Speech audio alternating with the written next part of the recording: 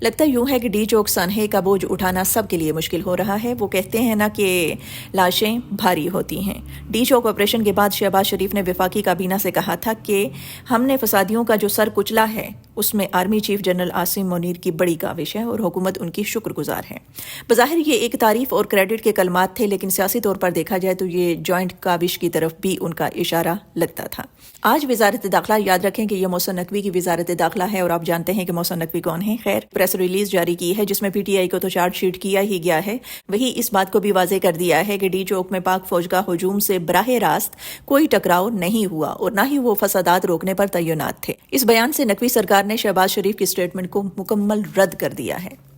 دوسری طرف حمید میر کہہ رہے ہیں کہ جب اس رات گولیاں چلنی شروع ہوئی تو میں نے حکومتی وزراء سے رابطہ کیا اور کہا کہ یہ کیا ہو رہا ہے۔ انہوں نے کہا کہ ہم وزیر اعظم سے رابطہ کرتے ہیں کہ اگر گولیاں چل رہی ہیں تو وہ ان کو رکوائیں۔ حمید میر کے ذریعے یقیناً یہ